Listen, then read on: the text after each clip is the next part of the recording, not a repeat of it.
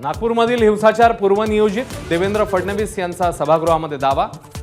पोलिसांना ट्रॉली भरून दगडविटा आढळल्याची माहिती. पोलिसांवर हल्ला करणाऱ्यांना सोडणार नसल्याचाही इशारा.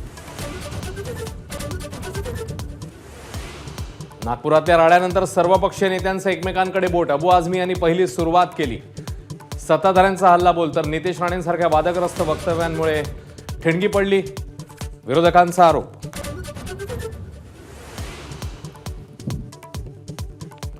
पुढचे काही दिवस शांत रहा.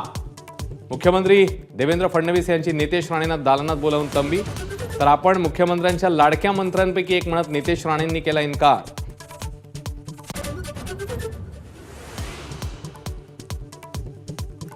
छावा चित्रपटानंतर लोकांच्या मनामध्ये औरंगजेबाबद्दल राग वाढला. देवेंद्र फडणवीस यांचं सभागृहात वक्तव्य. तर औरंगजेबाचं समर्थन म्हणजे देशद्रोहाचं समर्थन, एकनाथ शिंदे यांचं मत. नागपूर पोलीस दलातील डीसीपी निकेतन कदम आणि शशिकांत सातव सर्वात आधी एबीपी माझावर. काल हिंसा भडकल्यावर जीवाची पर्वा न करता बजावलं कर्तव्य. एका अपक्ष उमेदवाराचा अर्ज बाद झाल्यानं विधान परिषद पोटनिवडणूक बिनविरोध. भाजपचे दादाराव केचे, संजय केणेकर, संदीप जोशी, शिवसेनेचे चंद्रकांत रघुवंशी, राष्ट्रवादीचे संजय खोडके विधान परिषदेत.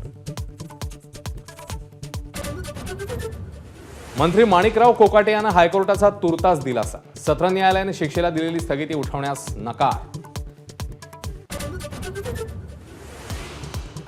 भारतीय वंशाची अंतराळवीर सुनीता विल्यम्स आणि बुच विल्मोर पृथ्वीच्या दिशेने झेपावले. 9 महिन्याच्या अंतराळवासानंतर पृथ्वीवर परतण्याचा योग.